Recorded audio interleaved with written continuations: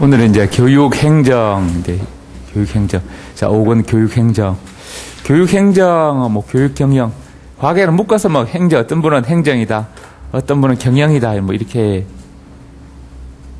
행정을 강조하는 사람은 그냥 묶어서 교육행정, 어떤 경영을 강조하는 교육경영 뭐 이렇게 했는데, 뭐 제 책은 행정과 경영을 약간 분리해서 뭐 두 권으로 이렇게 했습니다. 사실 행정과 경영은 뭐 같은 측면입니다. 보는 학자들마다 행정학자는 뭐 교육행정이라는 용어를 선호하고, 자, 경영을 좋아하는 사람은 교육경영이라는 용어를 쓰게 됩니다. 그래서 행정과 경영 같다, 뭐 크게 보면 같다 이렇게 보시면 됩니다. 또 엄격히 구분하는 학자들만 따로 이렇게 구분하게 됩니다. 우리가 경영학과와 행정학과, 보통 뭐 일상적으로는 좀 경영학과와 행정학과 뭐 좀 다르다고 봅니다. 다르다고 보는데 큰 테두리 안에서는 뭐 같은 조직을 관리하는 그런 측면에서 똑같다 해서 뭐 같이 묶어서 이야기합니다. 특히 이제 학교 관련된 데는 교육 경영이라는 단어보다 교육 행정이라는 단어를 더 많이 씁니다.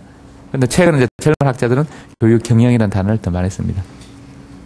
일반적으로 이제 여러분들 경영이나 행정이나 뭐 큰 테두리 안에서 같다 이렇게 다수 학자들은 같다 이렇게 이해한다 그렇게 보시면 됩니다. 우선 이제 교육 행정, 행정하고 교육이 합쳐진 것입니다. 그래서 그러면 교육에 대해서는 교육은 우리가 인간을 변화시키는 것이 교육이다. 그럼 행정은 뭔가? 행정은 두 사람 이상의 집단을 관리하는 것. 자, 따라서요. 행정은 두 사람 이상을 관리하는 것.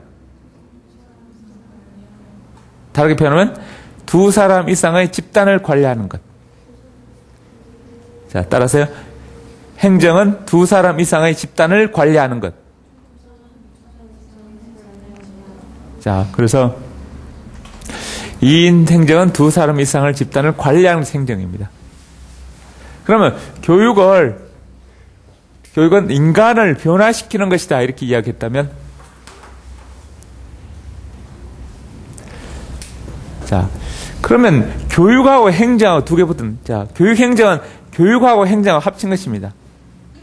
그러면 이 교육하고 행정하고 둘이 합쳤다면은 누가 위에 있고 아래에 있는가? 나머지 평등한가? 남자, 여자 만났다. 뭐 남편, 아내를 만났다. 두 사람 만나면 누가 위에 있는가? 누가 아래에 있는가? 누가 말빨이 센가? 누가 말빨이 약한가? 뭐 이래 두 가지를 결합되어 있다면 어떤 관계로 결합되어 있는가? 거기에 대해서 교육과 행정은 수평관계도 수평하고 대등과 똑같다 이렇게. 대등관계, 수평관계도 이렇게 보는 입장이 있고, 또 하나의 입장은 행정은 위에 있는 개념이고 상위 개념이고, 교육은 그 아래에 있는 개념이다.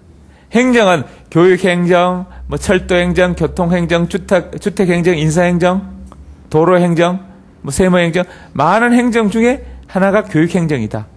이렇게 보는 입장이 있습니다.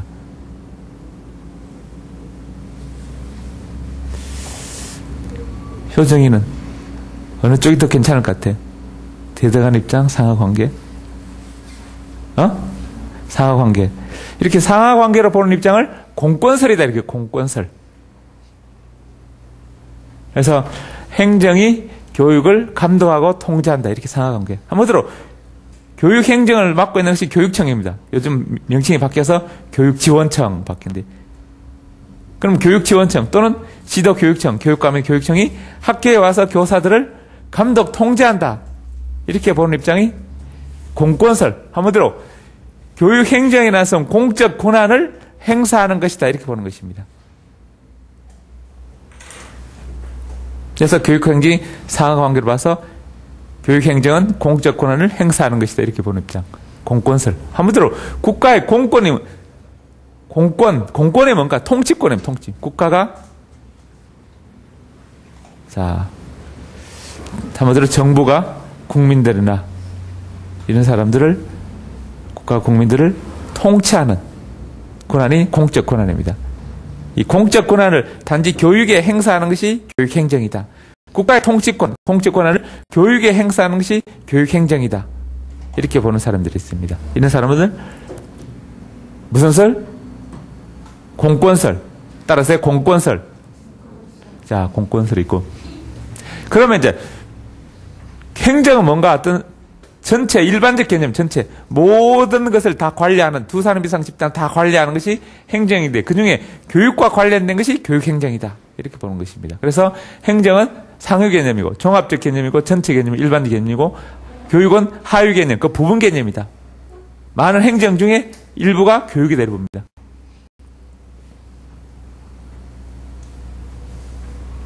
자, 이 사람들 공권설은 교육행정을 뭐라고 하냐면, 교육에 관한 행정이다. 교육에 관한 많은 행정 영역이 있는데 그 중에 교육에 관한 행정이다. 이렇게 봅니다. 교육행정. 그 다음 반대로 이렇게 교육과 행정이 대등한 관계, 수평관계다. 나란히 이렇게 뭐 남자친구, 여자친구 말빨이 똑같다. 이렇게 평등하다. 이렇게 교육과 행정은 평등하다. 한마디로 행정이 있는 교육청이나 학교나 서로 평등관계, 대등관계다.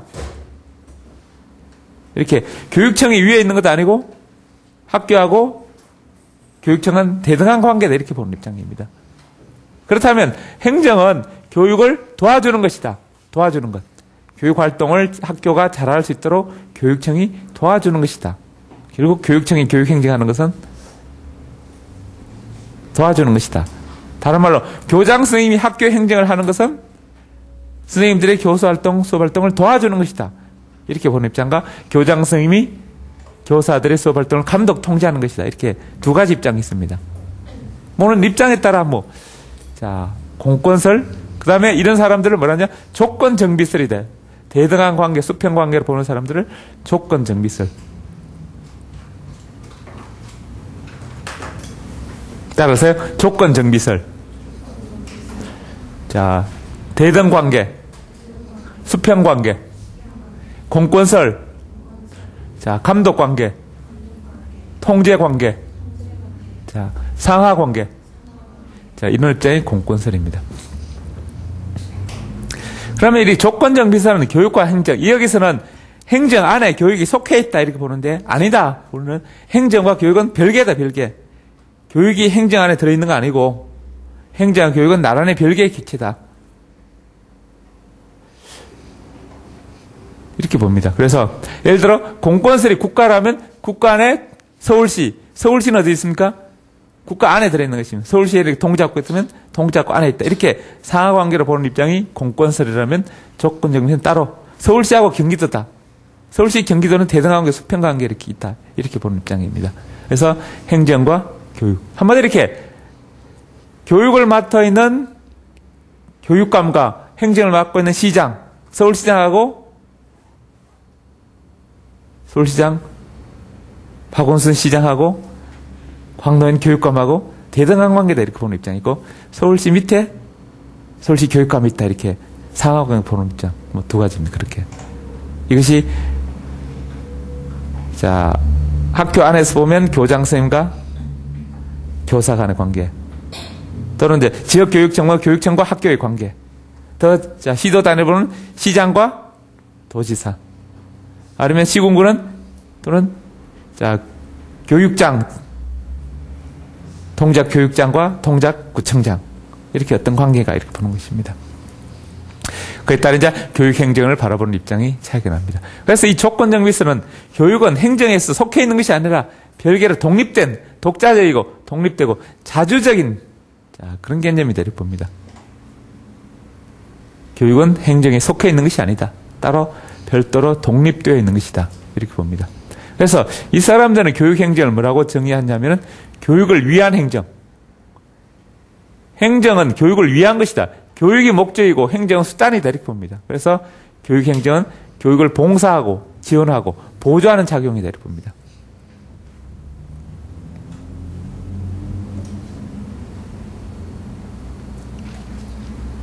자, 효정이 읽어봐. 큰 소리로.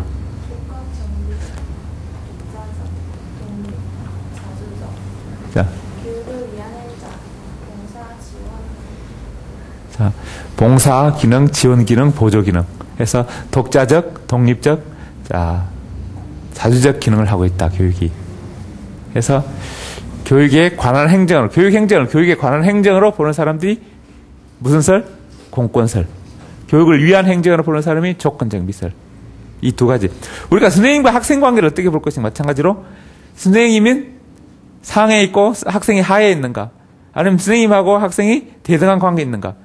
그래서 상하 관계로 보는 입장은 교사가 학생들을 주입하는 주입식 수업을 많이 쓸 것이고, 대등한 관계를 있다면 선생님이 학생을 도와주는 뭐 자기 주도적 학습, 구성주의 학습 이런 것을 많이 하게 됩니다. 그래서 어떤 관계로 보는가? 상하 관계, 수평 관계, 이 두 가지로 행정을 바라보게 됩니다. 그래서 시험 문제도 두 가지를 구분해낼 수 있는가 시험에 문제 냅니다.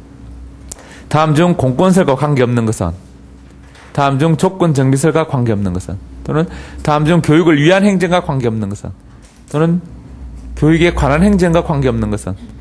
결국 위쪽 설명과 아래쪽 설명 두 가지 구분을, 이것과 관련 없는 것은 아래쪽에 있는 것들이고 아래쪽과 관련 없는 것은 위쪽이다. 시험 문제는 그런 식으로 항상 나오게 됩니다. 그래서 두 가지 특성을 잘 설명하고 있는가.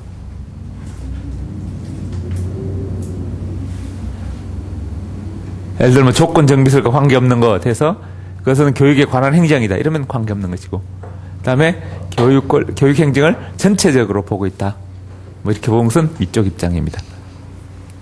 그걸 우리가 학교 교육에, 자, 우리가 기본적으로 보면 우리가 교육을, 인간을 변화시키는 것이다. 이렇게 시키는 것. 교수 수업 입장을 보면 이건 교사와 학생이 상하관계로 보는 입장입니다. 그 다음에 교육은 인간의 변화되는 것이다. 그래서 학습을 중시하는 입장이라면 학생을 중시하는 입장에서 교사, 학생을 대등한 관계로 보는 그런 입장입니다.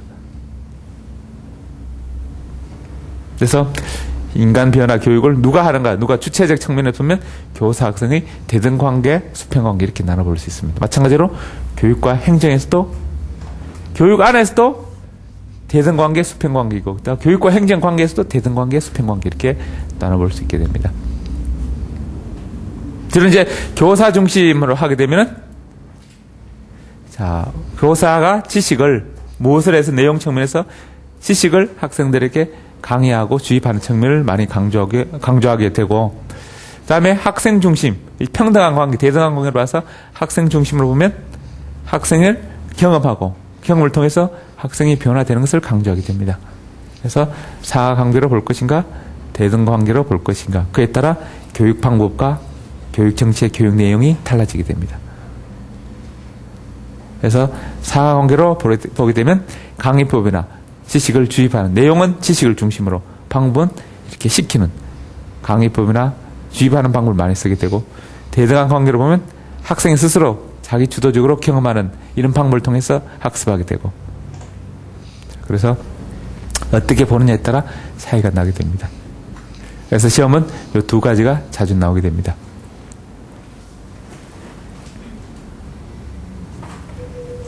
자, 따라하세요. 교사 중심, 지식 중심, 상하 관계, 학생 중심, 경험 중심, 대등 관계, 자, 학습 중시, 교수 수업 중시, 이렇게 두 가지 측면이 있게 됩니다. 그것을 교육에서 이렇게 두 가지 측면이 있는 그것을 교육과 행정에서 관련시켜 보면 교육 행정에도 이렇게 두 가지 측면이 있게 됩니다.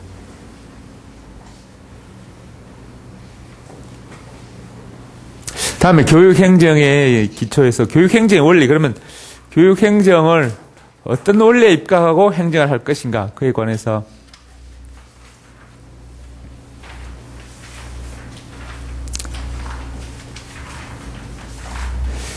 첫째, 이제 어떤 법제상의 원리 있습니다. 어떤 제도를 만들 때, 자, 학교나 교육청이나 교육제도를 만들 때 법제라는 것은 법으로 제도를 만드는 것입니다. 어떤 제도를 만들 때 항상 법적 근거가 있어야 됩니다. 그래서 법제상 만들 때입니다.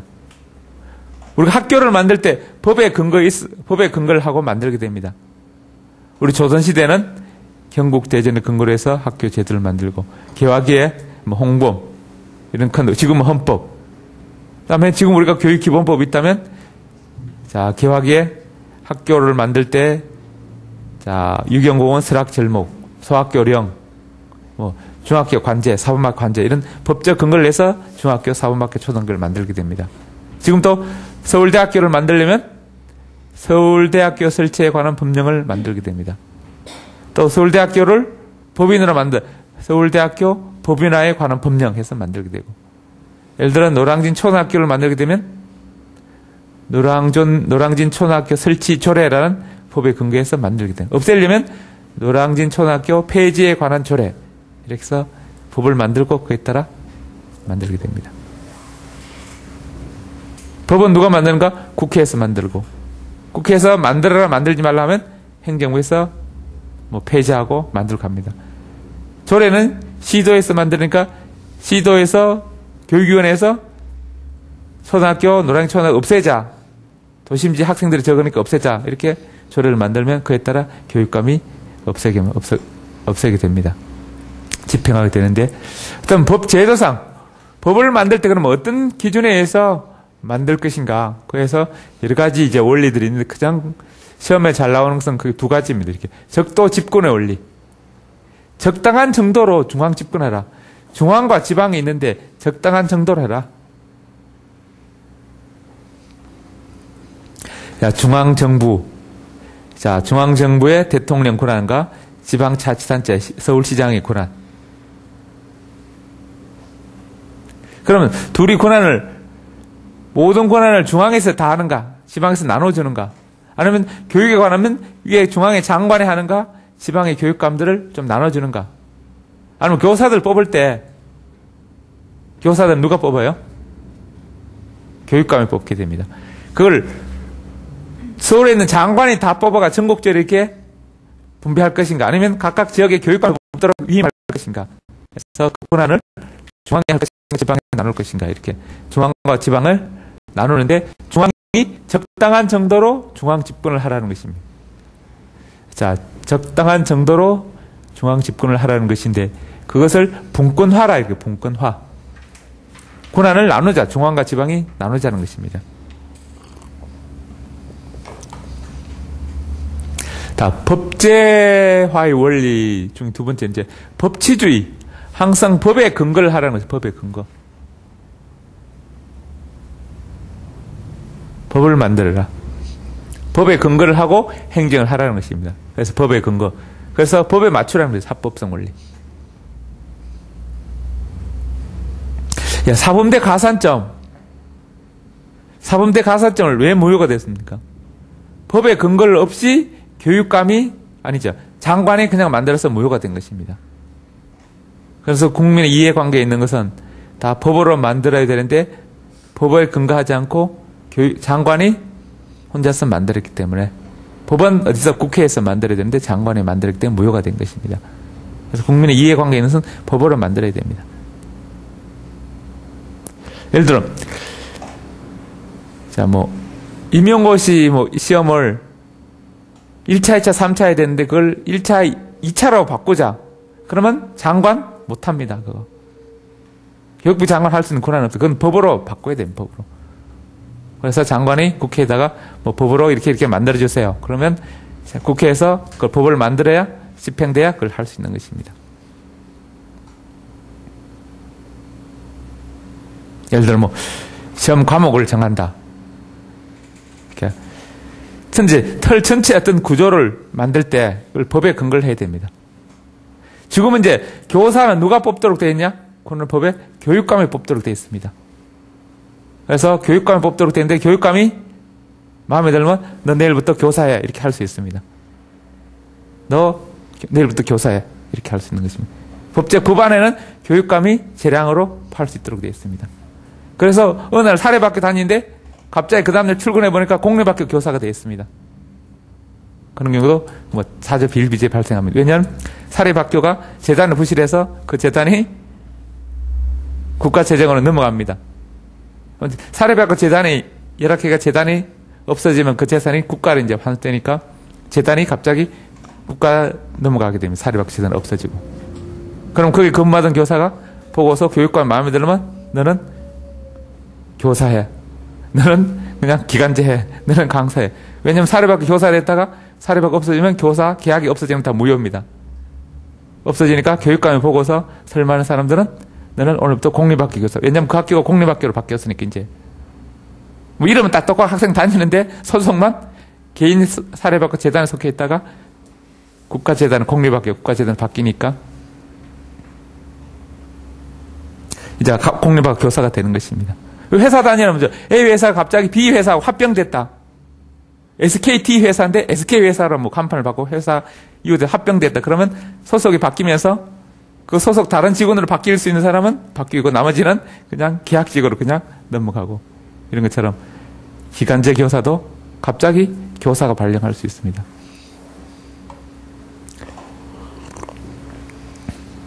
과거에 이런 사례도 있었습니다. 초등학교 기간제인데 자, 기간제 교사가 있었습니다. 그런데 이제 교장선생님이 커피 타오라 했는데 왜 이런 거 커피 타냐고 교장선생님 한번 싸웠습니다. 그래서 싸우고 나서 교장선생님이 개심해서 이제 자꾸 수업을 참관하면서 귀찮게 굽니다. 그래서 그걸 이제 정교조 게시판에 올렸습니다. 올리니까 이제 문제가 크게 됐습니다. 자, 교장 뒤끝 장렬 이렇게 가지고 뭐 이렇게 내가 커피 한 잔도 거부했다고 계속 수업 지도 명목으로 계속 괴롭히고 있다 뭐 이런 식으로 정교조 게시판에 올렸는데 그게 이제 정교조 이제 게시판으로 정교조 자 회원들이 뭐 이렇게 들고 일어났습니다. 그래서 시끄러우니까 자 교장이 그 교사 찾아서 자 조용 그냥 없던 걸 하자. 대신 내일부터 정교사로 발령해 줄게. 그래서 교육감한테 전화 한 통해서 그 다음날 바로 정교사 임명장이 바로 날라왔습니다. 그러니까 이 교육감이 교사를 뽑을 때 그건 어떤 방식으로 뽑든지 재량입니다. 재량. 그냥 임용고 치든지 그냥 사립학교 다니던 기간제를 그냥 공립학교 교사로 임명하면 됩니다. 그냥 마음에 드는 사람 임명하면 되는데 단지 법의 근거는 제한에 있는 것은 교사 자격증이 있어야 된다. 그 기준만 있습니다. 그래서 기준이 있으면 단지 이제 기준 없는 사람을 또 교사 자격증 없는 사람을 교사들 또 임명할 수 있는 또 법적 근거도 있습니다. 계약제 교사라고 해서 시골 같은데 상간벽지에 교사 자격증 없는 사람도 학교 정교사로 뭐 임명할 수 있는 예외 조치는 있습니다. 분교 같은 데인데 분교 같은 시골에 올 사람 없으니까 그냥 동네 4년제 졸업한 사람 교사 자격증 없더라도 그냥 자 계약제로 해서 임명할 수 있는 방법. 우리가 뭐 자 학교 정교사 있고 기간제 있고 또 뭐 강사도 있고 또 뭐 계약제 교사 뭐 다양한 형식으로 뭐 계약을 맺게 됩니다. 근데 그런 것들 근거 태도를 만들기 위해서 법이 있는 것입니다. 너무 아무나 하면 안 되니까 적어도 아무나 할 수 있는데 그중에 교사 있는 사람 중에서는 아무나 하라. 이런 교사 있는 자격증을 법으로 근거하고 있습니다. 그러면 교사 자격증 있는 사람. 만약에 이렇게 교육감이 학교 예산을 정축하고 예산을 짜 있습니다. 그 중에 학교 정축에 써야 됩니다. 법의 근거를. 근데 그 학교는 어느 학교 정축할 것인가? 그건 재량입니다. 그래서 자기 아들 다니는 학교는 삐까 번째가 지어주고 자기 뭐 조카 있는 학교는 삐까 번째가 지어줄 수 있는 것입니다. 왜냐하면 국가 그 예산을 학교 운영에 그 다음에 학교 정축에 쓰도록 되어 있으면 정축에 쓰면 됩니다. 그걸 어느 학교 정축에 쓸 것인가? A학교, B학교, C학교, D학교 중에는 교육감이 정할 수 있는 것입니다. 뭐 그런 것처럼. 그래서 법의 근거를 두고. 단지 이제 교육감이 다니다가 술 마시는데 우연히 술자리에서 싸움을 붙었는데 그 다음날 가보니까 이 사람이 교사야. 마음에 안 든다고 너 그만둬. 자를 수 있느냐? 그건 없습니다. 왜냐하면 자를 때는 5가지 근거가 있습니다. 파면, 해임, 이런 규정. 이렇게 어떤 틀을 만들어주는 게 법입니다. 법. 임명은 근거가 임명할 때 아무나 할 수 있는 것들 교사 자격증이 있으면 그 범위 안에서는 아무나 할 수 있는 것이고 그 다음에 해임할 때는 해임 5가지 사유 이렇게 파면, 해임이나 이런 이제 규정의 사유 중요한 사유들이 있습니다. 그런 사유에 해당될 때 파면할 수 있다 또는 해임할 수 있다 뭐 그런 것들이 있으면 근거의 틀을 만들게 되는 것이 이 법입니다. 그래서 법치행정법. 그래서 교육행정 안에는 법에 관한 규정이 많이 있습니다. 자, 특수교육법, 뭐 유아교육법, 평생교육법, 또 학원 과외에 관한 법, 또는 교육기본법, 고등교육법, 초중등교육법 등등등등 많은 법들이 있습니다. 또는 교육공무원법 뭐 이런 것들, 공무원 임용에 관한 법령 뭐 등등 다양하게 있습니다. 그다음 이런 만들 때 그렇고 이제 그다음에 이제 설치했으면 이제 운영할 때는 민주성의 원리. 민주는. 민주라는 것은 민이, 백성이 주인인 것입니다. 주인. 주민들이 주인이 되는 것입니다. 주인에 대해서 내가 교육감을 뽑고, 교육의원을 뽑고, 교육정책을 결정하고, 무상급식 할 것인가 말 것인가? 주민들이 결정하는 것입니다. 그 다음에 교육감을 누구 뽑을 것인가? 이것들을, 교육의원을 누가 뽑을 것인가? 주민들이 결정하는 것입니다. 그래서 주민들이 참여해서 주민들의 의견을 반영하기 위한 것입니다. 그 이유는 교육감 혼자 맡겨놓으면은 어떤 독단과 편견에 빠질 수 있습니다. 자기 개인적 취향에. 그래서, 광명인 교육감이 너무 지나치게 좌측이다. 지나치게 우측이다. 어떤 교육감은 그래서 주민들이 통제하다. 너무 지나치면 그만해. 4년 후에. 이렇게 독단과 편견을 방지하기 위해서 주민들이 참여하는 방법으로 주민투표 이런 것들 그래서 무상급식 할 것인가 말 것인가 이런 걸 하게 됩니다. 다음 능률성의 원칙. 능률은 최소의 투입으로 최대 효과, 최소 비용으로 최대 효과를 얻자는 것입니다. 다른 말로 최소 비용으로 최대의 산출 또는 최소 비용으로 최대의 편익을 얻자 이런 의미입니다. 능률성 원리. 그래서 운영상 가장 중요한 것은 민주성 원리, 능률성 원리 이런 것들입니다.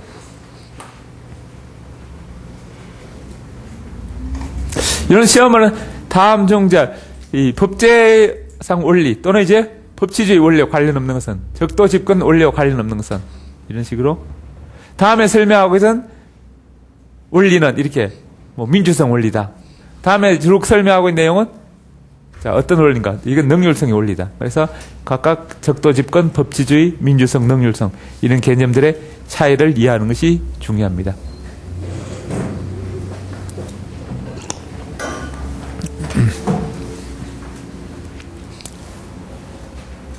따라서요. 적도 집권의 원리, 법치주의 원리, 민주성 원리, 능률성 원리. 자, 이 네 가지가 교육행정 원리 중에서 시험 가장 자주 많이 나오는 내용들입니다.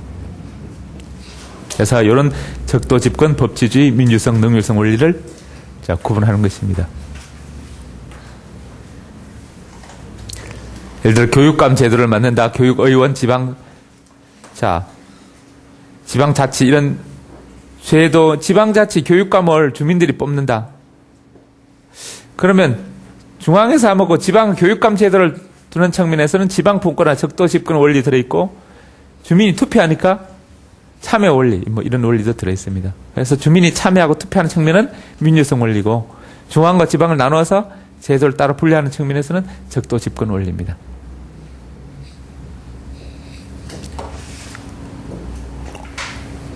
그래서 이런 것들이 적도 집권이나 법치주의, 민주성 원리는 중복되는 부분도 있습니다. 그래서 이것은 권리가 나누는 측면이고, 이건 법에 근거한다는 측면이고, 이것은 주민이 참여한다는 그런 측면입니다. 그 다음에 이제 이 3항 교육행정 과정인데, 우리가 교육과정은 목표를 정하고, 수업 목표를 정하고, 수업 내용을 정하고, 그 다음 수업 직접 하고, 그 다음에 시험적 평가하고, 그래서 목표, 내용, 수업, 평가. 수업할 때는 이제 방법 측면을 많이 다룬다 해서 목표, 내용, 방법, 평가 이렇게 하는데 보통 수업 절차 또는 교육 절차, 교육 절차 방향을 정하는 목표, 구체적 내용을 정하는 내용, 그 다음에 직접 수업하는 수업, 그 다음에 평가. 그래서 목표, 내용, 수업, 평가 또는 목표, 내용, 방법, 평가 이렇게 이야기합니다. 그래서 교육과정은 무엇을 어떻게 얼마나 육하원칙에서 무엇을 목표, 내용, 무엇을 그 다음에 어떻게 방법, 수업 얼마나 했는가 평가. 자, 이런 네 단계가 이루어지게 됩니다. 마찬가지로 교육행정도 있는데 무엇을 해당하는 것은 무엇을 해당하는 것이 계획 또는 기획이라 이렇게 이야기합니다. 플랜이에요, 플랜. 그 다음에 어떻게 수업 방법에 관한 것이 방법. 직접 하는 방법에 관한 것. 자, 이걸 실천이다. 또는 지시, 명령이다. 이렇게 이야기합니다. 이걸 영어로 do다. 그 다음에 평가하는 것이. 그래서 플랜, do, see 이렇게 3단계. 무엇을 어떻게 얼마나. 또는 계획, 실천, 평가다. 이걸 다루면 실천은 뭐 지시나 명령 이런 용어를 쓰기도 합니다.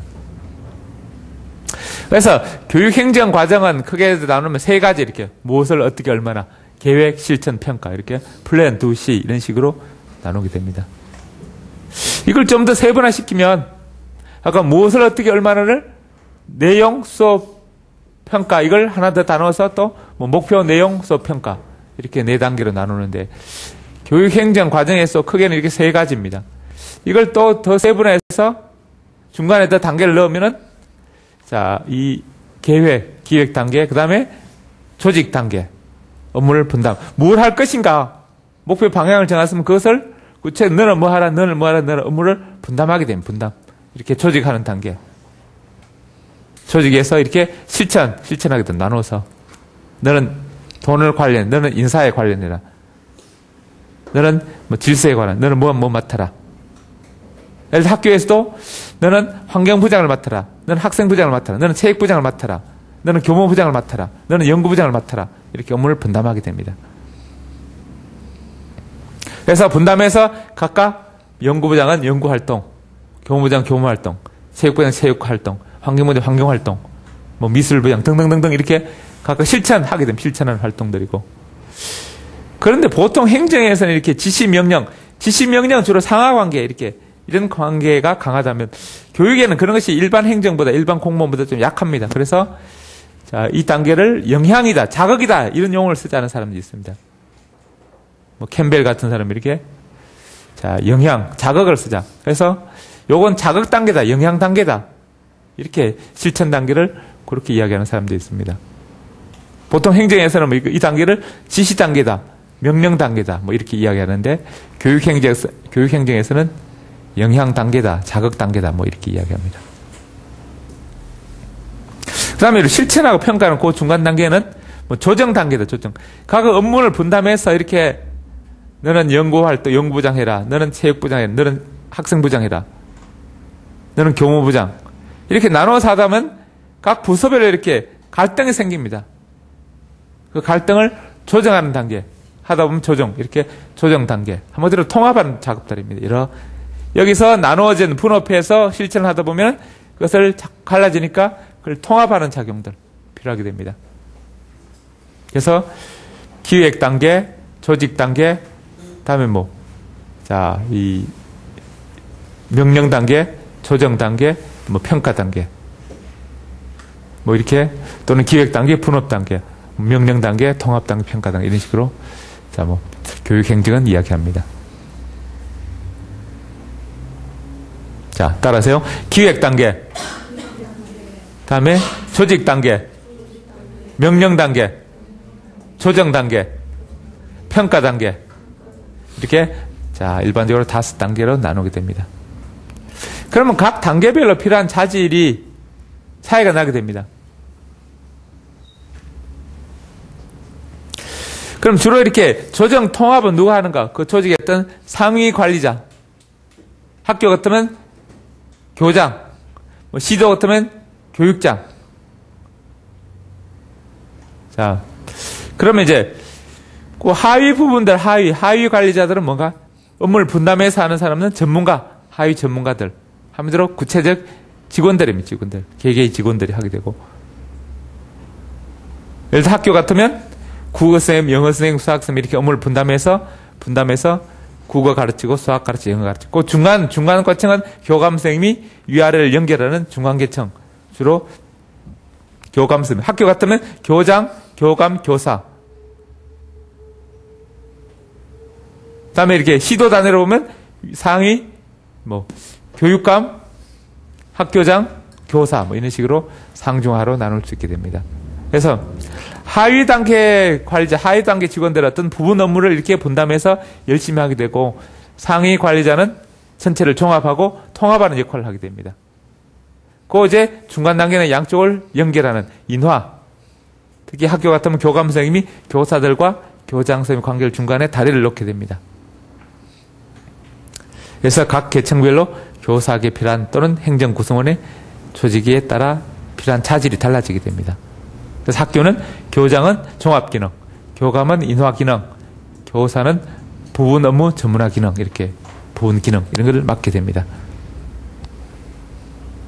따라하세요. 자, 종합 기능, 인화 기능, 부분 기능. 자, 각각 이렇게 자, 이 행정은 두 사람 이상 어떤 집단을 관리하는 것입니다. 한마디로 두 사람 이상의 집단을 어떻게 하면 잘 관리하는가 그것을 연구하는 것이 행정학입니다. 그래서 학교에서는 뭐 교장, 선생님이 학교를 어떻게 행정할 것인가. 일단 교사에게는 어떻게 교사는 학급을 어떻게 잘 행정할 것인가, 어떻게 잘 경영할 것인가. 다른 말로 교사가 학급을 어떻게 하면 잘 관리할 것인가. 그러면 교사는 밑에 중간계층 교사 학생이 있다면 중간에 반장이나 뭐 이런 것을 중간계층을 두게 됩니다. 저는 뭐, 자, 분단장 이렇게 두거나 또는 학급에 어떤 부서를 만들어서 부장, 뭐, 오락부장, 환경부장, 뭐, 체육부장 이렇게 교실 안에서도 또 이렇게 조직을 만들게 됩니다. 업무 분담. 자, 따라하세요. 계획 실천 평가. 플랜 두 C. 기획, 조직, 명령, 조정, 평가. 자, 이렇게 크게는 세 가지, 세분하면 5가지로 행정 과정이 이루어진다. 그래서 여기 시험에서는 이렇게 다음 년 순서가 제대로 연결된 것은 이런 것들이 시험에 나오게 됩니다. 이런 절차들이 순서가 제대로 맞게 골라진 것은. 그래서 교육 과정은 목표 내용 수업 평가하고 교육 행정 과정은 기획, 조직, 명령, 조정, 평가 뭐 이런 식으로 하게 됩니다. 그런데 이런 유사한 단어들도 알아둘 필요가 있습니다. 왜냐하면 출제하는 선생님마다 자기는 독특한 다른 단어를 쓰는 선생님이 들어가게 됩니다. 그래서 이런 단어, 다른 단어를 쓰고 다음 중 순서가 맞게 된 것은 다음 설명 이런데 자기가 정해진 책에 있는 그것만 알고 있는 사람은 다른 선생님 들어가서 다른 용어를 쓰게 될 때는 막 헷갈리게 됩니다. 당황하게 됩니다. 그래서 같은 용어를 쓰는 여러 선생님이 있다는 것을 알아두시고 그런 용어들도 같이 알아두시면 임용시험 쳐서 잘하게 됩니다. 왜냐하면 학교 중간고사 기말고사는 내가 가르치는 선생님 교수님이 쓰는 그 용어가 시험 문제 나옵니다. 그래서 임용시험은 다른 학교 교수님이 들어가시면 그 학교 선생님들이 주로 잘 쓰는 용어들이 시험에 나오게 됩니다. 똑같은 내용이라도 이렇게 용어를 좀 다르게 쓰시는 분들이 많이 있습니다. 그런 것 참고하시고요.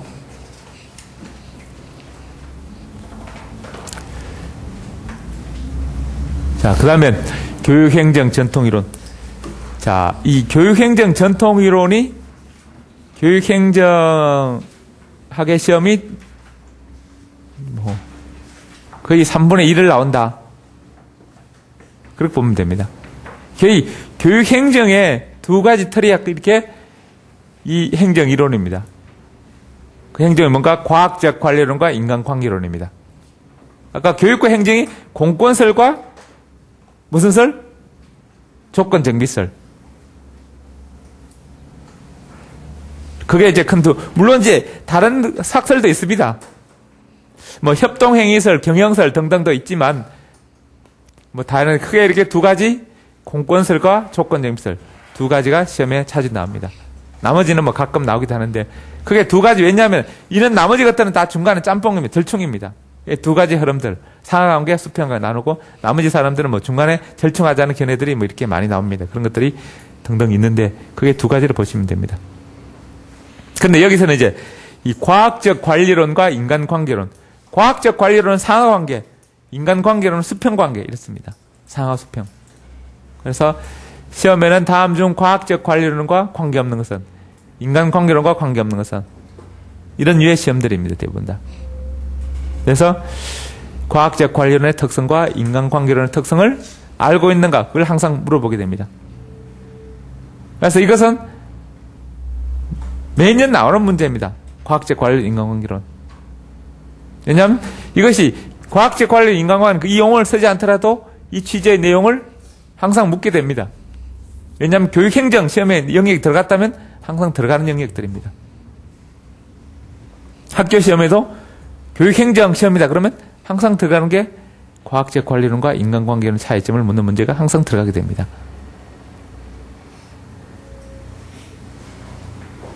적어도 한 문제 낸다면 이 문제 나오고, 두 문제 들어가도 세 문제, 네 문제 들어가도 한 문제는 꼭 나오게 됩니다. 아예 교육 행정학의 어떤 기본 틀입니다. 근데 이걸 역사적으로 보면 1910년대 이전까지는 다 과학적 관리론입니다. 그래서 조직을 어떻게 하면 잘 활용할 수 있는가, 한마디로 생산성을 높이는가, 그때가는 한마디로 쥐어짜면 된다. 쥐어짜면 과학적으로 구성원들의 행동을 관리해서 허튼 짓 하지 않도록 감독가 통제해서 놀지 않도록, 그래서 회사 같으면 딴지 피우지 않도록 회사 직원들이 이렇게 업무 시간에 스마트폰으로 갖고 놀지 않도록, 또는 이제 채팅창에 네이트폰 위는 가지 말도록 등등, 이래서 쓸데없는 또 전화로, 회사 전화로 자기 애인과 통화하는 이런 거 방지하도록, 한마디로 놀지 않고 순전히 일할 수 몰두하도록 감독 통제하는 데 초점을 맞추고 있는 것이 과학적 관리론입니다. 결국 어떻게 하면 생산성을 높일 것인가, 직원들을 쥐어짜서 감독 통제해서 생산성을 높이자는 것이 과학적 관리론입니다. 따라서 과학적 관리론. 자, 과학적 관리론입니다. 자, 한번 이렇게 효율성을 강조, 효율성. 비용 편익, 최소의 비용으로 최대의 편익자. 그러니까 월급을 최대로 적게 주고 일을 최대로 많이 시키자입니다. 학교 교장 선생님 같으면 월급을 적게 주고 선생님도 일을 많이 시키자. 적어도 보면 중에 월급을 똑같이 준다면 일을 많이 시키자. 일을 똑같이 한다면 월급을 적게 주자. 이런 취지입니다. 예를 들어 학교 교사가 적어도 월급을 줬다면, 수업은 월급을 줬다면 일주일에 수업은 16시간 이상 하도록 하자. 그 다음에 수업을 충실하게 하기 위해서 감독 통제하고 뭐 교원 평가제 등등등등 해서 어쨌든 일을 열심히 하도록 쥐어짜자는 그런 의미가 과학적 관리론입니다. 효율성을 강조하고 능률성을 강조합니다. 그 다음에 기본적 시각은 합리성을 기반을 두고 있습니다. 조직을 합리적으로 운영하자, 이런 시각입니다. 합리적으로. 그러기 위해서는 상벌, 잘하면 상 주고 못하면 벌 주고, 이런 거 상벌. 그래서 이런 기반, 과학적 관리론의 기반을 두고 있는 제도는 관료제입니다. 관료제. 이 관료제는 상명하복관계, 이런 조직입니다. 그래서 상하관계입니다. 그래서 이 관료제는 기본적으로 공식적 조직.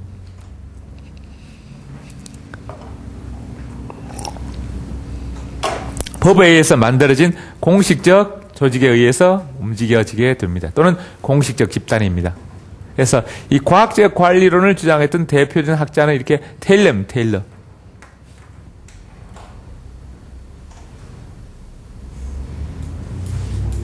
자, 따라서 과학적 관리론. 1910년대.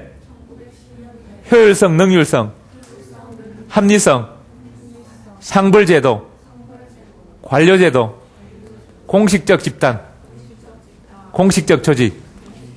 자, 테일러. 자, 이 과학적 관리론. 시험에 항상 이런 특성들이 시험 지문에 나오게 됩니다. 그 반대로 이제 1910년대까지는 이런 과학적 관련 쥐어짜자 이렇게 생각했습니다. 그래서 공장에서 엄격하게 채찍질하고 감독 통제. 이런 사고들이 그리스 로마 시대부터 이미, 자, 아래 사람은 쥐어 패야 된다. 두드려 일을 맞는다. 이런 생각도 기본적으로 갖고 있습니다. 때려야 일한다. 그래서 몽둥이의 약이다. 이런 생각들을 기본적으로 갖고 있었습니다. 그래서 흑인 노예들한테도 미국에서도 쇠사슬 채우고 채찍질하고 막 이런 식으로 기본적으로 다 했었습니다. 그런데 1914년에 1차 대전이 발발합니다. 유럽에서 전쟁하는데 미국이 참전하면서 누굴 데려갔냐? 흑인들을 데려가서 전쟁에 참전시킵니다. 그래서 흑인들이 열심히 전쟁해서 자, 이 1차 대전을 승리로 장식하게 됩니다. 그러다 보니 이 흑인들이 발언권을 세집니다. 결국 우리가 이 미국을 지켰다. 그래서 요구하는 요구 조건이 많아져서 투표권도 요구하게 됩니다. 우리도 이제 투표권을 달라. 그래서 1910년대에 투표권을 주게 됩니다. 그러다 보니까 또 공장에서도 이 사람들이 노동조합을 만들어서 우리도 월급을 올려달라. 요구 조건은 점점 많아집니다. 그래서 이제는 그냥 옛날같이 쥐어짜서는 안 되겠다. 우리가 1910년대까지 듣고 우리가 일본 사람들이 한국에 와서 국민들을, 조선민족을 착착 억압하고 그렇게 합니다. 그래서 1차 대전 이후에는 이런 분위기가 세계적으로 확대되니까 3.1 운동 일어납니다. 그래서 이렇게 풀어주는 정책을 하게 됩니다. 마찬가지 미국에도 1차 대전 끝나고 노예들을 풀어주는 완화 정책을 하게 됩니다. 공장에서도 자, 이렇게 서로 좋은 게 좋은 거다 이러면서 자, 풀어주는 정책. 그것이 바로 인간관계론입니다. 인간관계를 화목하게 해서 생산을 높이자. 같이 열심히 잘해보자. 첫 때는 막 쥐어 짜고 이렇게 때리다가 야, 같이 으쌰으쌰 잘해보자. 이렇게 인간관계론으로 유행이 바뀌게 됩니다. 그러면서 1920년대, 30년대 때 이제 이 민주주의라는 단어가 1920년대 민주주의라는 단어가 처음으로 생깁니다. 자, 데모크라시라는 단어가 민주주의라는 단어가 생기면서 그 분위기가 민주주의적으로 바뀌게 됩니다. 사관계를 강조하는 분위기에서 수평관계, 대등관계를 강조하는 분위기로 바꾸는 것이 인간관계론입니다. 그게 1930년대에 유행하게 됩니다. 그래서 그런 자, 분위기가 행정에도 교육에도 쫙 뻗치게 됩니다. 근데 인간관계론은 비합리성을 강조해요. 비합리성. 그게 뭔가 감정, 정서. 합리성보다 자, 이렇게 쫀쫀하게 나누는 것보다 좋은 게 좋은 거야. 감정을 좋아합니다. 감정, 정서, 뭐 의리 이런 걸 좋아합니다. 좀 손해보더라도 서로 공감 이런 걸 좋아합니다. 그래서 여기는 일 중심에서 인간 중심으로 바뀌게 됩니다. 그래서 비합리적인 어떤 감정, 정서 이걸 좋아합니다. 그래서 공식적인 조직이나 집단보다 비공식적인 조직이나 집단 이런 걸 좋아합니다. 회사의 조직보다 그냥 친구, 동창회, 동문회 서로 뭐 같은 동네 사람, 같은 친한 사람 이런 개인적 관계 이런 비공식적인 조직을 더 지원하고 우대하게 됩니다. 그래서 비공식적 집단을 강조하는 것이 이 인간관계론입니다. 그래서 개성을 강조하고 그 다음에 이 정의적 요소가 심리적 요소, 한마디로 사기나 동기유발 이런 것을 강조합니다. 그래서 감정, 사기 유발이나 동기 유발, 심리적 요소 다 감정적 요소입니다. 개성, 다 합리성보다 비합리적 요소입니다. 그래서 감정을 강조하는 것이 인간관계론이라면 자, 과학적 관리론 합리성을 강조합니다. 그래서 소속감, 참여, 인화 이런 것을 강조하는 것이 인간관계론입니다. 그래서 이것이 발달해서 자, 교육행정에도 민주주의가 됩니다. 결국 민주주의가 발달하면서 교육행정의 원리들이 인간관계론으로 발달하게 됩니다. 또는 진보주의 이런 것이 발달하고 이런 인간관계론을 주장했던 학자가 뭐 이제 메이어 같은 사람인데 자, 호선 공장에서 실험을 통해서 이 과학적 관리론보다 인간관계론이 더 생산성 높이는 데 도움이 된다 이렇게 이야기합니다. 자, 따라서요. 인간관계론 1930년대 비합리성 중시 자, 감정 정서 중시 사기 동기 강조 자, 소속감 인화 강조 다음에 자, 참여 중시 자, 비공식 집단 중시 개성 강조 자, 민주주의 진보주의와 관련 자, 메이어 호선 공장 실험 자, 이게 과학적 관리론에서는 사람 성과를 높이기 위해서는 뭐 상을 잘하면 상 주고 못하면 벌 주고 이런 것만 했는데 호선 공장에서는 같이 친한 사람끼리 같이 일하고 싶은데 같이 조를 만들어주고 또 그 사람의 애로점이나 이런 것을 많이 자, 상담실 같은 운영해서 자, 갈등 관계, 애로 이런 것을 많이 해결해주면 오히려 열심히 일하게 된다는 것입니다. 그래서 돈 한 푼 더 주는 것보다 으쌰으쌰 인간관계를 해주는 한마디로 이렇게 회식 많이 하고 서로 팀워크, 친밀감을 조성해주는 게 생산성 높다. 여기는 월급도 많이 주면 된다 이렇게 생각하는데 여기는 아니다. 그냥 그 월급을 아예 회식비로 주는 게 더 낫다 이렇게 봅니다. 여러분은 회식 많이 시키는 게 좋아요? 월급 많이 올려주는 게 좋아요? 월급 많이 주는 게 그렇게 생각했더니 과학적 관리론입니다. 사장이 월급 많이 주면 일 열심히 할 것이다. 이렇게 생각했던 측면이 과학적 관리론이고, 아니다. 월급보다는 자, 회식을 많이 시켜서 분위기를 띄워주는 게 생산성이 더 높다. 이렇게 생각하는 것이 사장의 생각. 그게 바로 인간관계론입니다. 물론 여러분 생각은 월급 많이 받고 일 열심히 안 하고, 이렇게 직장인 입장에는 보면 대부분 똑같이 월급 받는다면, 월급이 정해져 있다면 일은 적게 하고 좀 편하게 하자. 이런 생각이고, 사장은 동일한 월급 준다면 일을 많이 시키자. 이 사장 생각들입니다. 그래서 항상 갈등입니다.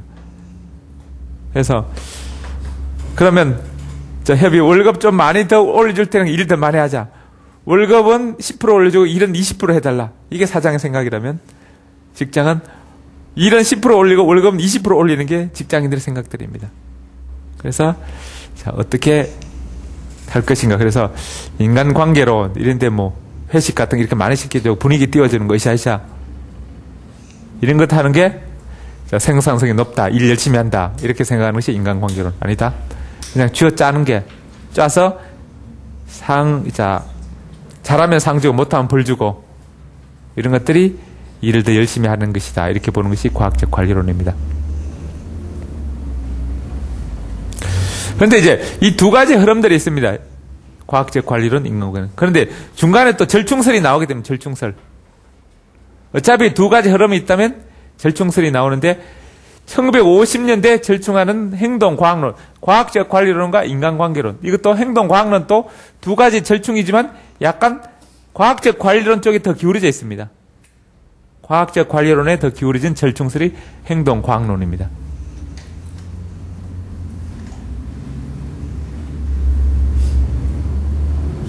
그 다음에 또 1960년대 오면서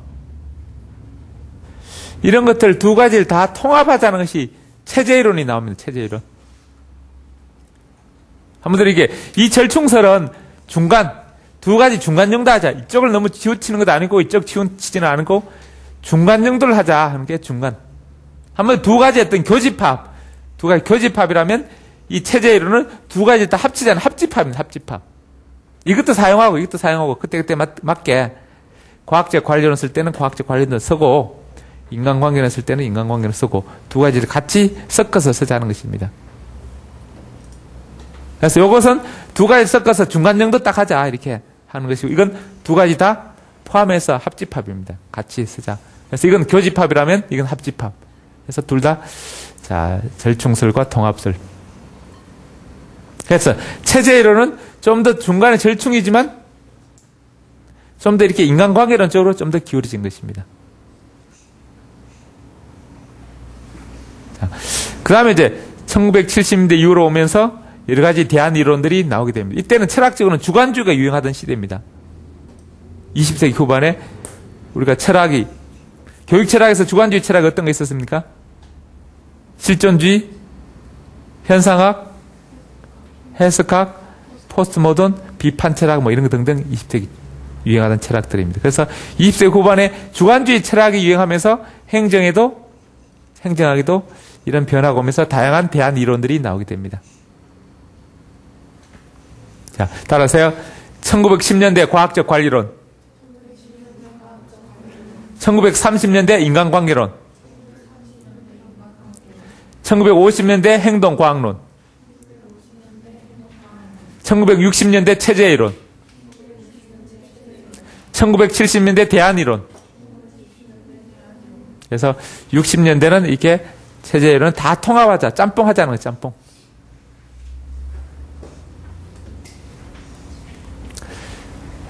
그러면 이제 이 체제이론에서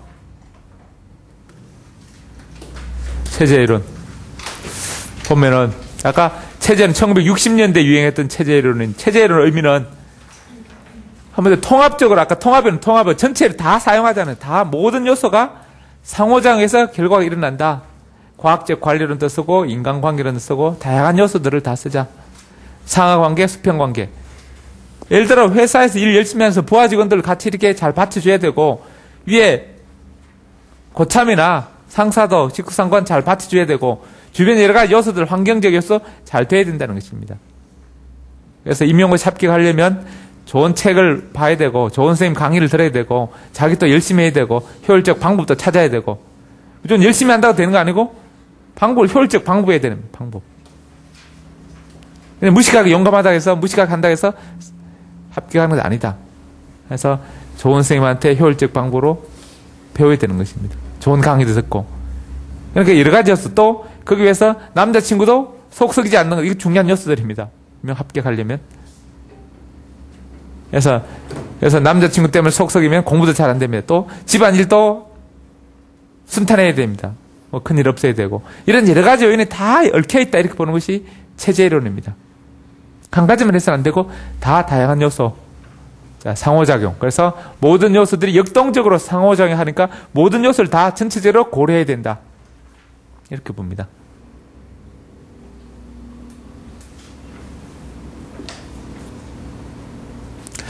자, 이런 체제 이론 중에 이제 초기 형태가 카우프만의 체제 접근 이론. 이 전체적으로 체제 접근은 전체적으로 접근하자는 것입니다. 전체적으로 접근해서 단계적으로 이렇게 자, 목표, 내용, 수업, 평가처럼 아까 계획하고 실천하고 평가하고 계획하고 그다음에 조직하고 자, 그다음에 실천, 명령하고 그다음에 조정, 통합하고 그다음에 평가하고 이런 단계적으로 나눠서 전체 다 고려하자는 것입니다. 거기서 체제 접근 이론에서 좀 더 이제 업그레이드 된 것이 사회 과정 이론입니다. 사회 과정. 사회라는 것은 두 사람 이상이 상호작용입니다. 상호작용. 상호작용하는 과정. 마찬가지로 여러 가지 요소들이 상호작용하는 과정에 초점을 두는 체제 이론입니다. 그러면 상호작용이 어떻게 하는가? 상호작용 과정이 어떻게 일어나는가?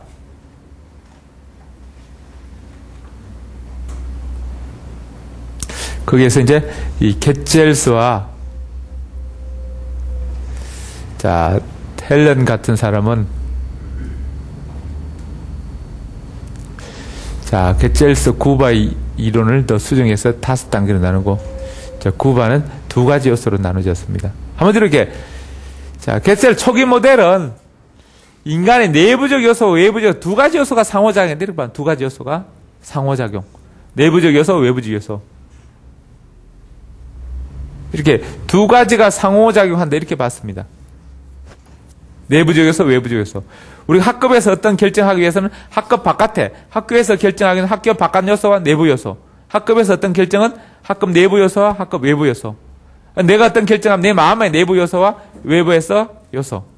자, 오늘 아침에 일어났는데 월요일 학원 가기 싫은데 내 마음은 가기 싫었으면 더 자고 싶은 내 마음의 욕구와 외부에서는 욕구는 외부에서 주어지는 야, 너 학원 가라. 임용고시 합격해야지. 하고 싶은 거 해야 되는 거 2가지 갈등입니다. 그래서 학원 들으러 갈까 말까. 에이, 인터넷 듣지 뭐 이렇게 안 오는 사람도 있고 들으러 와야지 이렇게 오는 사람. 2가지 어떤 갈등 관계인데 내부적에서 외부. 내부에서 어떤 욕구와 외부에서 어떤 기대. 수험생이니까, 임용고시생이니까 또 임용 합격하기 위해서 또 부모님 기대, 선생님 기대 또는 나의 기대 이런 것들이 자, 상호작용하게 됩니다. 그래서 이걸 내부적 측면을 개인적 측면이라 그러고 외부적 측면은 제도적 측면이다.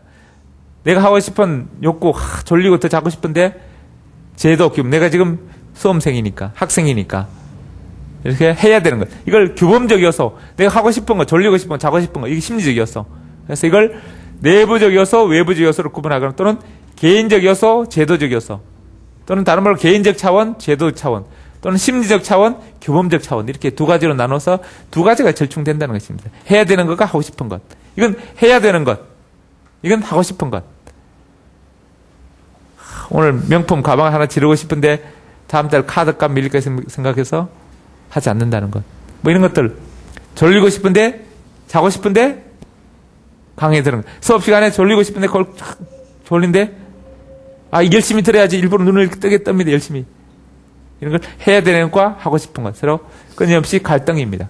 그래서 그게 사회 과정, 사회와 가장 상호작용 과정들입니다. 이래서 결정된다는 것입니다. 어떤 결정들이.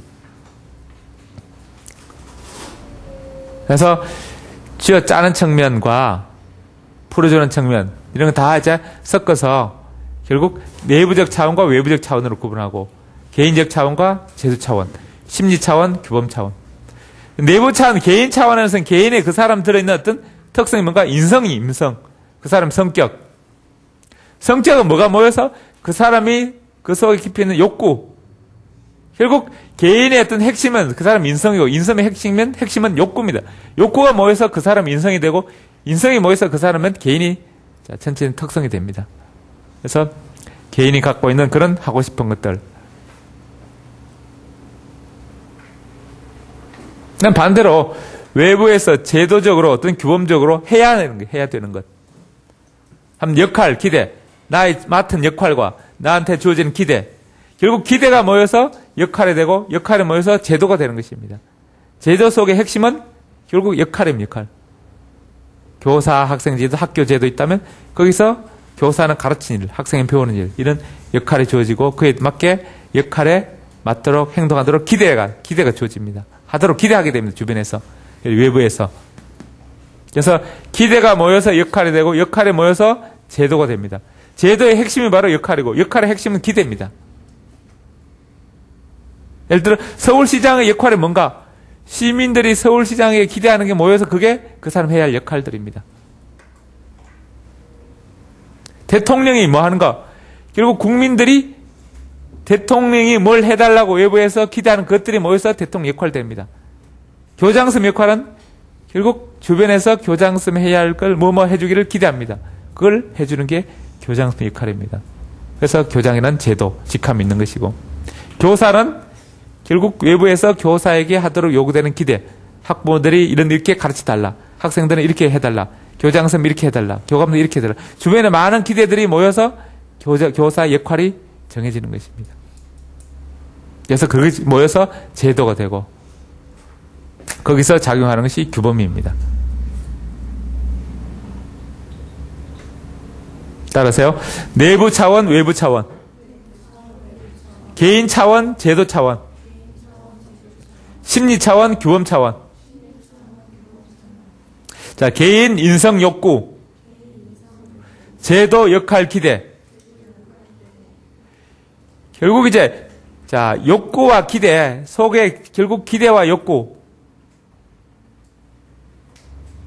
이것이 상호작용하게 되고, 그 다음에 또 인성과 역할이 상호작용하게 되고, 또 심리와 규범, 또는 제도와 개인이 서로 상호작용해서 한마디로 내부 요소와 외부 요소가 상호작용해서 사회화가 이루어지는 과정에서 자, 전체 모든 요소가 고려된다. 그 중에 과학적 요소도 고려되고 인간관계론 요소도 고려되고 이렇게 보는 이론이 사회 과정 이론입니다. 하면서 그것도 전체적으로 다 고려하자는 체제 이론에 속하는 것입니다.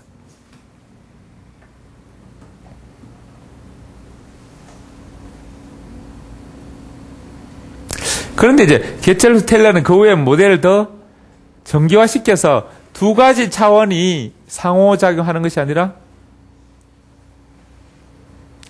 다섯 가지로 확대합니다. 그래서 요 중간에 또 하나 있다. 중간에 내부 차원과 외부 차원 중간에 어떤 조직 차원. 한마디로 개인 차원과 제도 차원 중간에 조직 차원을 둡니다. 그 다음에 더 외부 차원, 외부에 더 넓은 외부, 인류학적 차원을 하나 두게 됩니다. 인류학적 차원. 아주 외부, 더 내부로 더 깊은 어떤 인간의 본성, 동물적 본성에 속하는 생물 차원.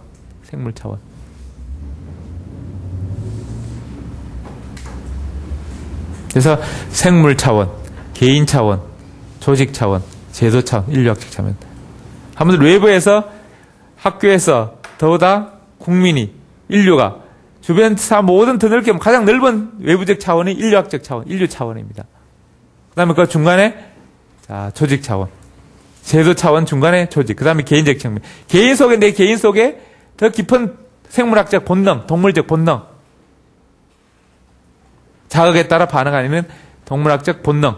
이런 것이 가미되어 있습니다. 그래서 다섯 가지 차원으로 나누게 됩니다.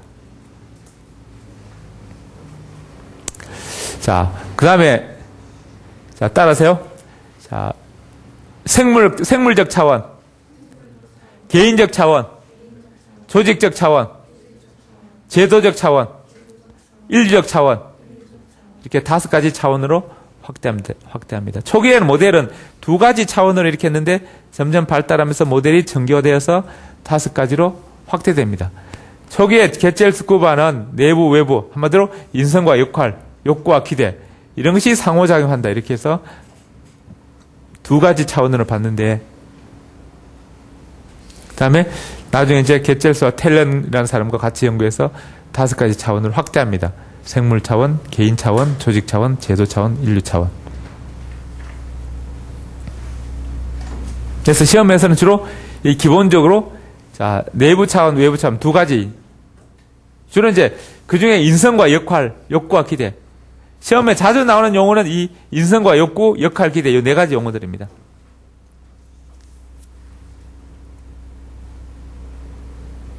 사실은 뭐 인성과 역할이 상호작용이다. 또는 욕구와 기대의 상호작용이다. 또는 이제 뭐 심리와 교범의 상호작용이다. 개인과 제도의 상호작용이다. 뭐 이렇게 다양하게 설명하고 있지만 같은 차원입니다. 같은 설명입니다. 그 중에 이제 가장 많이 쓰는 것이 인성과 역할 이 2 단어입니다. 그 다음 또는 욕구와 기대.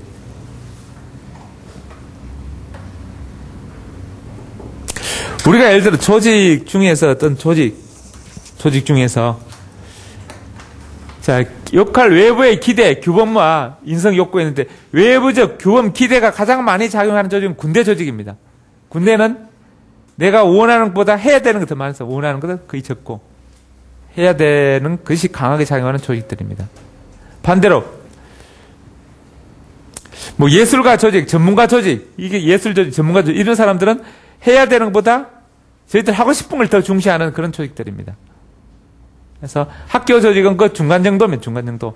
하고 싶은 것과 해야 되는 거 한 중간 정도 절충되는 중간 정도입니다. 그래서 군대나 뭐 교도소 이런 것들은 하고 싶은 것보다 해야 되는 것이 더 많은 조직이고, 다음에 예술가 집단, 전문가 집단 이런 쪽에서는 해야 되는 것보다 하고 싶은 것이 더 많은 조직입니다.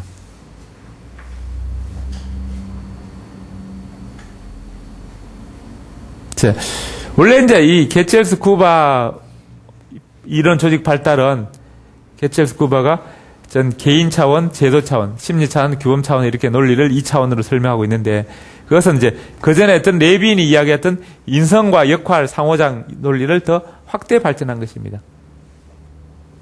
처음에 이제 레빈은 원래 이렇게 체제이론, 과정이론을 설명하는 것이 아니고 조직에 2가지 유형이 있다 이렇게 이야기했는데, 그것을 좀 발달시켜서 자, 개첼스쿠바가 체제이론으로 더 정교화시켜 나간 것입니다. 거기다가 나중에 개첼과 텔러는 차원을 2가지에서 5가지로 늘렸습니다.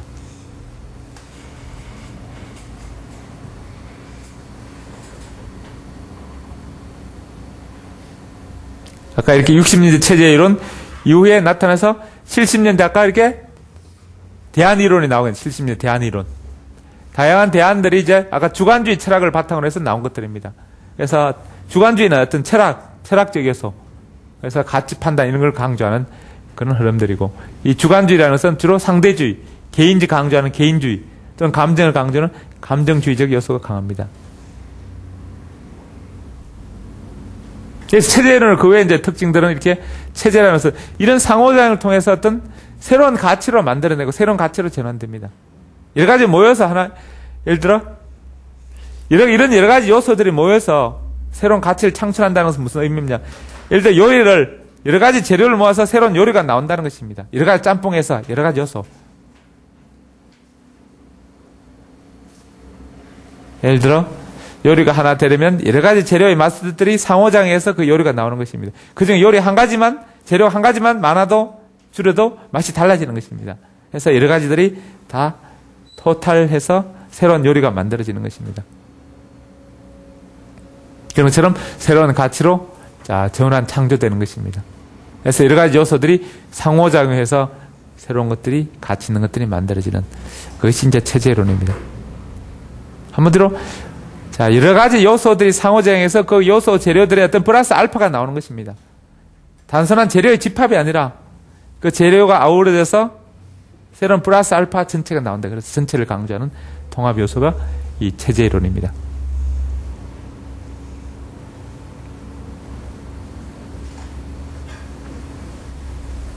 다음에 이런 체제 이론을 맞춰서 이제 이 정보화 사회 모습이 정보화 사회가 나타나면서 정보가 중시하는 정보화 사회도 점점 이제 관리자 단계가 축소되고 직무가 통합되고 자율성과 책임이 확대되는 그런 조직으로 점점 20세기 후반에 오면서 조직도 점점 바뀌게 됩니다. 자, 이번 시간에 했던 것, 자, 아까 과학적 관리론, 그 다음에 인간관계의 차이점, 그 다음에 그 중간에 통합한 체제 이론. 체제 이론이 내부적 차원과 외부적 차원. 다른 말로 인성과 역할이 상호작용해서 나타나는 이론은 체제 이론. 그 다음에 처음에 했던 공권설과 조건정비설. 그 중에 가장 중요한 것은 아까 과학적 관리론, 인간관계론. 그 다음에 공권설, 조건정비설. 이 두 가지입니다. 자, 그래서 나중에 이제 과학적 관리, 인간관계론 이렇게 절충되는 통합설로 나중에 바뀐다. 자, 그런 것들이 이번 시간입니다. 자, 조금 더 쉬었다가 계속할게요.